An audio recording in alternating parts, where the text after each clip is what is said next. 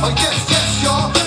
Yes, y'all. I'm old school, but I keep it funky fresh, y'all. And this is deep, y'all. I'm from the deep, y'all. And what you get is what you motherfucking see.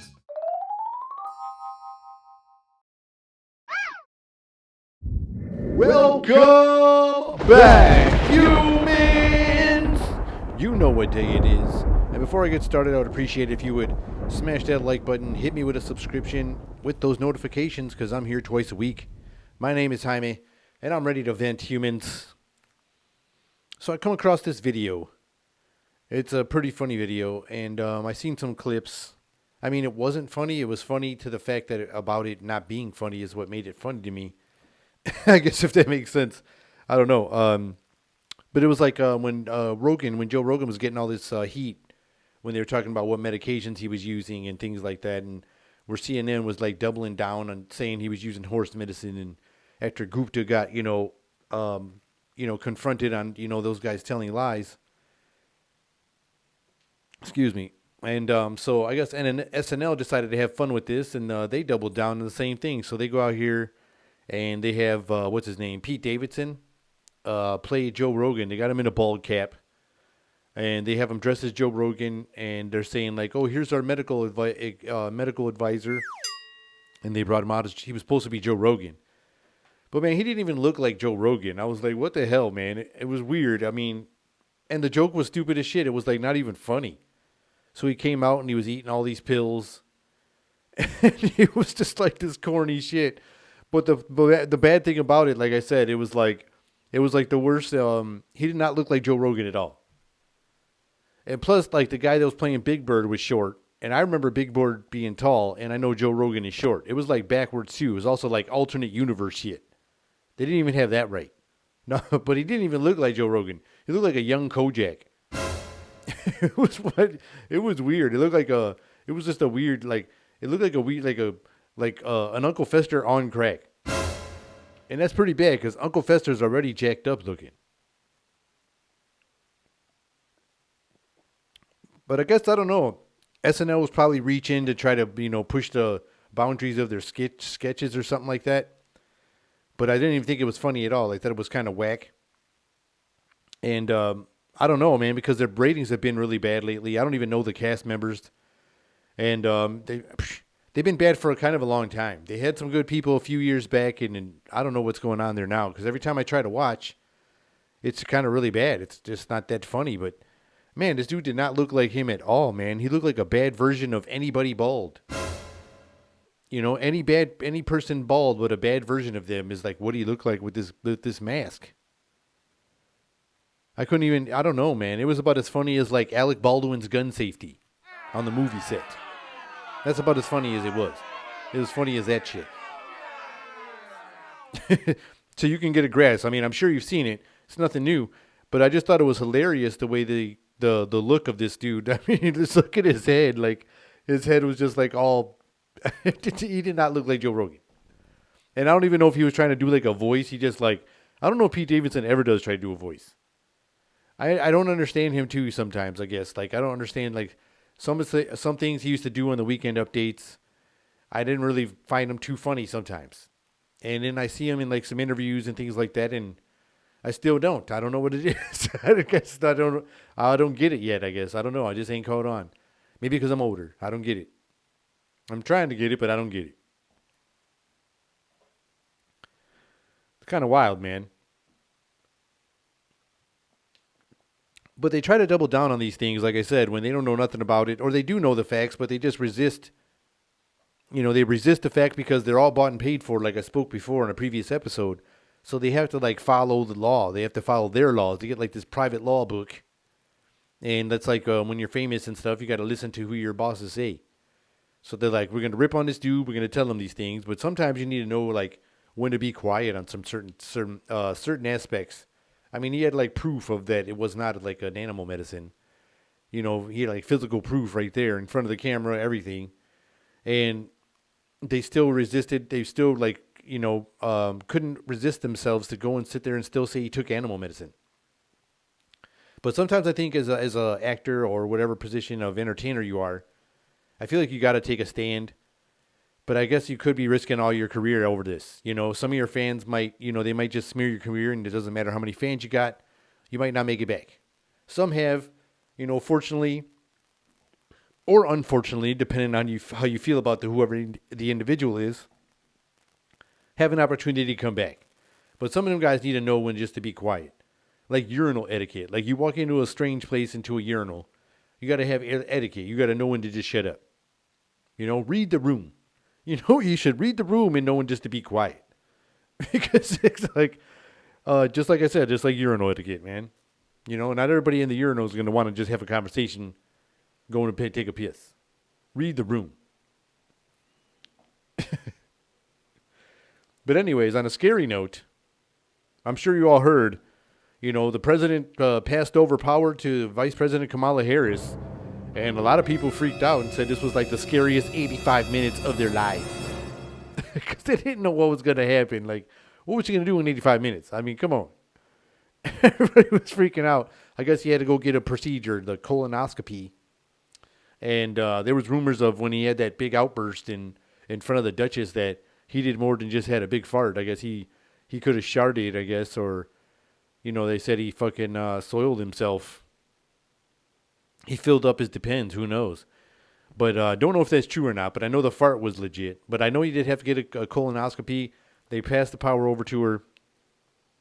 And she didn't laugh as much in one of her interviews. But they were asking her something. She gets out of a car and she's getting ready to go on an airplane. And they were getting ready to ask her a question about I don't know if it was about the inflation or something, what it was. And she just made a quick little statement. Oh, no, it was about the case. It was about the Kyle case. They were like, what's your opinion on this? And she was just like, oh, I helped devise some laws back in the day, and I feel like I still got work to do. Bye. And then she just like took off. She didn't take no questions. Like where Biden will be confused. At least she knows when to go like take off before they can ask questions. Because Biden was just like slow at getting it. So that's why they usually had those other people be like, thank you, thank you, thank you. And then chase everybody away. But she can recognize when she's got to run away from the questions. So she just said that quick 20-second statement and then got the F out. She was just like, all right, I'll see you. I got work to do. Bye. Boom. Jumped on the airplane. I thought she was going to laugh, but she didn't laugh. But I know I spoke about some of their beef that was going on in the White House, and this couldn't have come at a better time, the better time when they don't like Kamala. When they say there's beef with Kamala, then all of a sudden it was like her giving them like a sucker punch when he had to go to the doctors, and then she gets power now. And it's like, oh man, what's up now? You know what I'm saying? It was kind of a cool little trump card, when like I said before, when they were all beefing, because they blocked her out of those photos, or they were trying to block her out of the photo. My man messed her name up, and then now she was president for a little bit. So I feel like they're getting their own back and forth. But when I spoke about their dysfunctional things happening at the White House, I guess like a bunch of people are resigning over there. Like some press committee members, and I don't know all the job position names, but like some people was resigning all over the place over there at the White House because they're not. It's like almost like they're abandoning ship right now. Like like the Titanic hit the iceberg, or it's about to. Like, hey, there's all kinds of iceberg. What are those big things? Floating mountains? They're like, man, those are icebergs. And this thing is built to last, this boat, It looks like the ship might be sinking and people are starting to like take off. People already got their lifeboats on and they're just, busting out of there. Like early, they're getting out early like Calvin Johnson and Barry Sanders on the Lions. Like we just got to get out of here early while we still got some good legs on us. And then technically they got to have good political legs on them. So they're all jumping early. They're jumping ship right now. Those are like them warning signs that's getting ugly in the White House.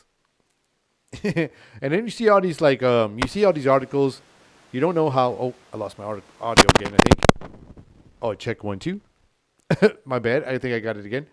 And then, like I said before, you see all these articles where you don't know how true they are, but you see all these like GOP senators got like petitions signed, and they're like signing for the resignation of like Fauci and like Biden and Pelosi. They're like they want them all to resign, and you don't know if those are true or not because you just see they could be like clickbaits and things like that. Because when you read the articles, they're like always these super short articles, and some of the ones that are more legit, got some actual information and research in there. And some of these short ones, I have questions on. So, um, yeah, man, I got to watch my foot on that microphone cord. I might pull it again. I got to watch my foot. I had my foot on it. I apologize for that, humans. I got to almost did it again. But anyways, yeah, it's just wild how they do this stuff and how it's all happening. These people are all just jumping ship, when they see like that there's danger ahead. They see there's danger ahead. Like I said, the iceberg's coming, and they just all start jumping. It's interesting. And like I said, I feel like this president is getting away with saying a lot more bad things than the last one. The last president said a lot of crazy ass off the wall things. But this guy's like saying some things that are kind of like borderline like racist. Like he still used the word Negro when it came to the baseball player, and then he says some other things, and then he was talking to the basketball players about stealing jerseys. And then, what was he saying just recently? He said a couple other things, man. And I'm just saying, this is like, he's just getting old.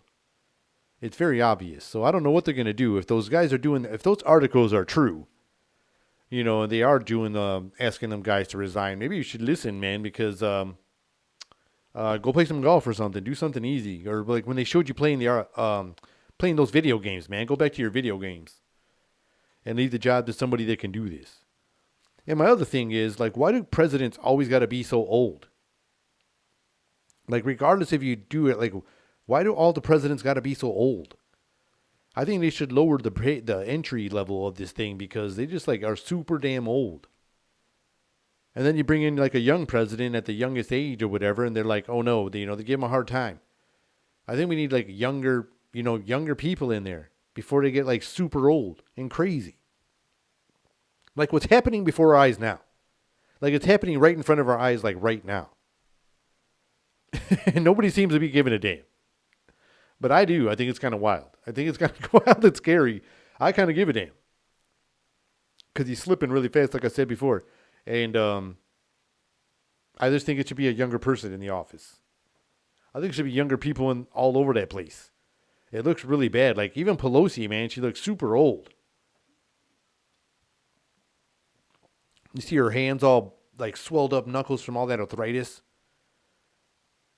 And she don't want to show you how she can't bend her hands right, so she just keeps them straight in front of you, like, bending them all crazy and contorting them. Because they're super old. They don't even, and when she was talking that one time in a previous episode I showed before, that was awful, man. She couldn't even get one sentence out. And she was talking about the bird bath and all that other shit, birdable bird baths. It was just wild. It was just kind of wild. And, man, think about it if they were, 20 years younger. Where would they be right there? Maybe they would be talking way, way better because they started at a way younger age. They need limits on them places, man. They need limits on them jobs over there. Because, man, oh, man, people are dying over there in their positions. Like, oh, man, he did this job till he was 92. We need some limits on that stuff. Well, the verdict came in, humans. The verdict came in. He was guilty. He was not guilty on all charges. The Kyle Rittenhouse, or how you say his last name, Rittenhusen? No, I don't know how you say his name. Kyle whatever. The Kyle trial. So he was guilty. I keep saying that he was guilty. So he was not guilty on all charges. And I was really surprised that he didn't get not even one charge. I was surprised they couldn't put one charge on this dude.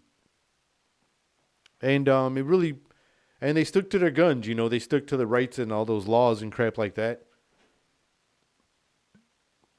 But it still really shocked me that there was no charge whatsoever that they were going to get him. Not on any one of them. Not a one. It was just really wild. But then you start to watch, because I really wasn't watching the trial. Then I started hearing people talking, saying, these guys are making some mistakes. The witnesses are this and that. And so I started looking at some things and watching some of the clips. Then I caught up and started watching it live here and there. And there was just a lot of mistakes being made on the people that were trying to get him in trouble. You know, they were trying to slap the book on this kid and like just, slam whatever they could, but they were having a hell of a time, but because of all these mistakes, like the witnesses they were bringing up, pretty much saying things that favored him, and some of the media got involved, and things like that, kind of messed things up.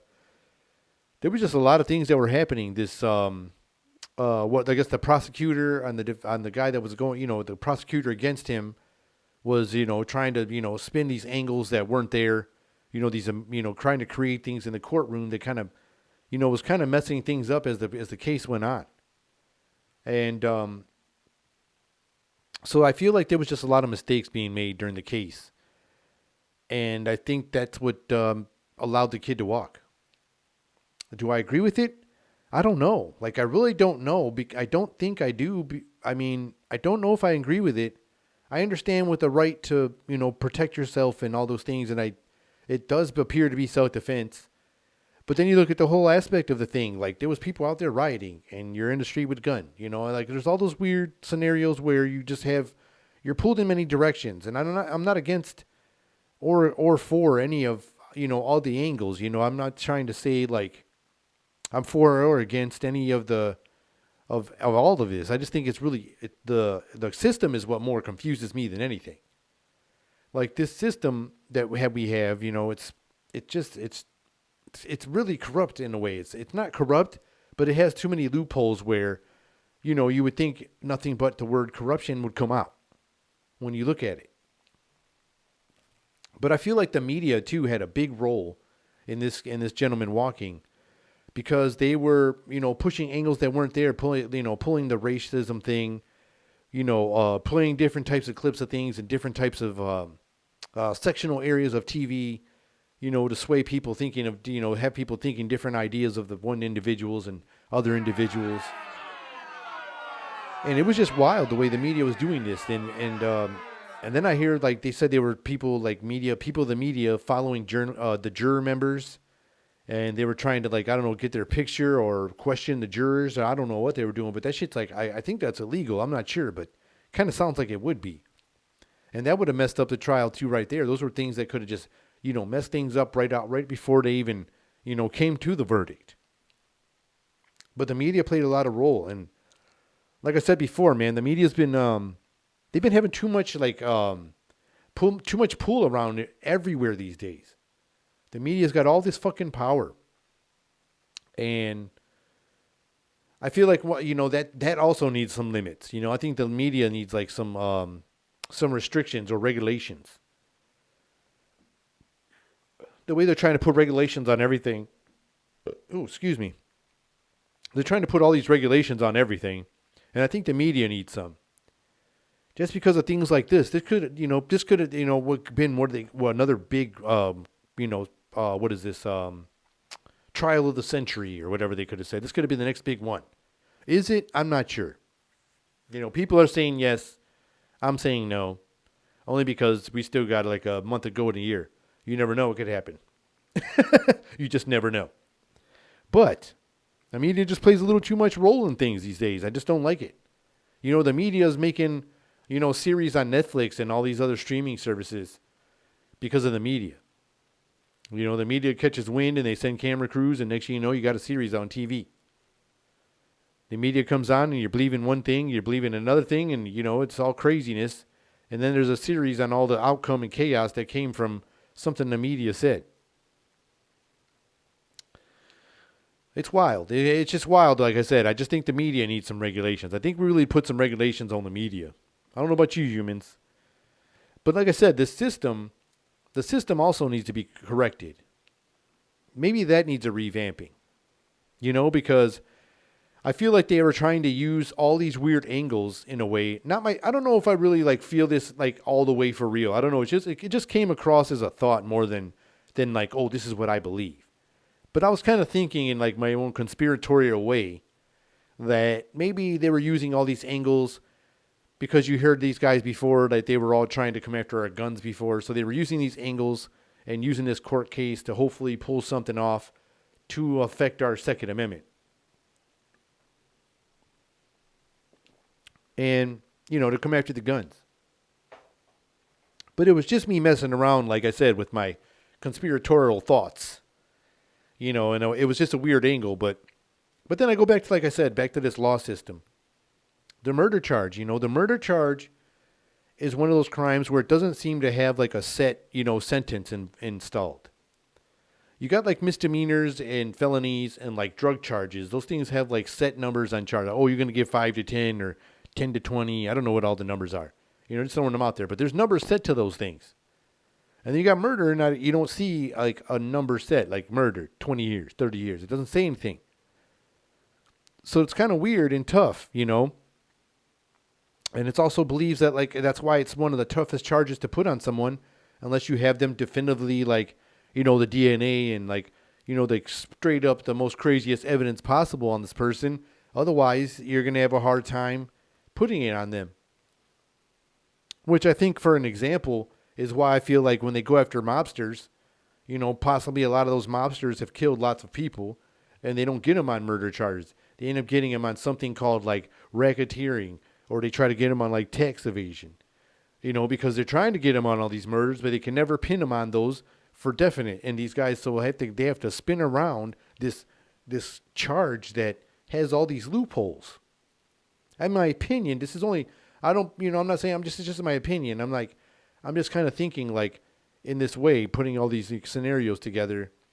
For instance, I believe that's why they would go after mobsters. They can't put all these murder charges on them all unless somebody rats them out or they, definitive evidence, like I said. Otherwise, they throw them at like tax evasion. They try to get them for racketeering, number running, stolen goods. They try to do anything and anything to get them into jail. And they have a hard time because they can't put them on, the actual murder shit. It's kind of wild. It's a weird loophole in the system that I feel like that has to be reworked. I feel like everybody should get a trial, but I mean, if you have evidence and definitive evidence on someone, you should be able to just open and close this damn thing. But nowadays, like I said, then it comes back to the media, who gets a lot of pull, and you got these things called ratings. And when people are watching, whether they're watching on social media, whether you're watching on live TV, whether you're watching on streaming service, whether you're watching live on YouTube or, the whatever other streaming people like that. But, it's getting ratings, it's getting clicks, it's getting watches, it's getting views, and people are cashing in on all that. So then that's why I feel like, is that why why people are starting to drag these out more when they can already have a quick solution? Or is it just, this is just the process? Which also I feel like the process is like way too long. Especially if they think, this person's a murderer or not. And I brought another example about this murder thing. If you didn't like the results of the Kyle case, there's a movie called The Conjuring. There's 3 films out so far. They're great. They're great movies. They're based off true stories about a married couple who went out there and they, did paranormal research. And one of them, I believe it was the wife, she happened to be a psychic of some sort. And, during these movies, they always end up, dealing with evil spirits. And in the 3rd film, it's one of the newest films. I saw it recently. I didn't see it when it was brand new, but I did finally get to see it. It's really creepy. If you're a fan of scary movies and you did like all the other ones, this one is up there. This one was, it's got spoilers here for whatever, because I'm telling a story about this film. I mean, the movie they did a film on, or the story they did a film on. And anyways, so it was really interesting. This is another way that the jury was swayed in a way that I don't understand, because a person avoided a murder charge. So here we go for someone who doesn't know the whole story or whatever about this story. I guess the guy's name was Arnie Johnson. And in the 80s, he was involved with that Miller family, I think, or Warren family. Those people were doing some kind of paranormal investigation where I believe an exorcism got involved. And the exorcism involved like an 11-year-old child. And they say during this exorcism, the demon left the child's body and supposedly went into this man, Arnie. Now, this is what happens in the film. I'm not saying I don't know if this is accurate as it's happened in real life, but according to the film, my man got the demon from the baby or from the child, went into him. So during this process, my man goes home and has an altercation with his landlord, I think, and ends up murdering his landlord in cold blood, like stabs his landlord like crazy amount of times. I believe it was over 20 times, if I remember reading this correctly. So it was a brutal murder of his landlord. And they find him wandering the street, all out of his mind, doesn't know where he's at, covered in blood. And he tells them, people, I think I hurt someone, and so then they take him into jail, find his landlord all murdered, and he's getting charged with murder. So then during his trial, they end up telling him that he did not do this in his normal brain. It wasn't him, that he was possessed by a demon, and the demon, made him murder his landlord. And so they went to trial, and it was probably a little longer. I want to say it was longer than the Kyle trial. But I'm not sure what you guys believe. If you believe in the paranormal or not. If you believe in God and the devil. But this jury had so much evidence, apparently. They apparently had so much evidence, humans, that they convinced the jury to drop the murder charge and charge him with manslaughter, where he only served 5 years. He only served 5 years in prison for manslaughter, not murder, when he stabbed this gentleman. I believe it was over 20 times. And the evidence, I watched the film, like I said, I read some articles, and I don't know what kind of evidence they provided to make them believe such a thing. And that's why I believe, this was even pre-media. Like, there was media out there doing things, but it wasn't like this, where we have this so much digital, media popping out everywhere. The capabilities now are just like so limitless. But it's just, it's really wild, because I said, the system is very strange. I feel like it's got slightly flaws in it, a lot of damage, and needs a little reconstruction. It needs a little reconstructive surgery, if you ask me, humans. But I don't know, man. Like, what do you think? I just brought this up because it was interesting, because it's kind of recent. The story's from the 80s, but the movie was pretty new. And so I thought I would bring it up because it was someone who avoided a murder charge, but, it was a brutal, brutal, brutal murder.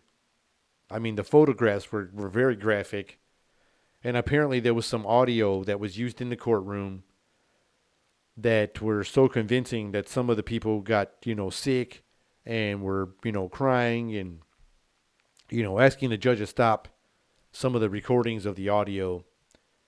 So I wish I can find some of that stuff. And I guess they play some of it during the film, and you might be able to find some online, which I think I got to dig deep, a little bit deeper on some of that, because I would be interested to find some of that stuff. But, like I said, I just wanted to share that one because it was just another reason where I feel the system can get flawed. The system is flawed in a way. With that, I believe it's flawed. We'll see what happens in the future, humans. Could get interesting. Well, I hope you all enjoyed this episode, and if you did, I would appreciate it if you would hit that like button, smash that subscription, turn on your notifications.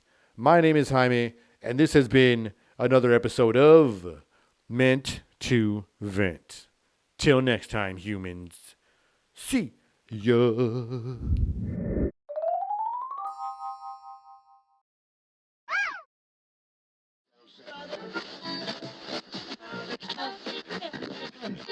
Yes, yes.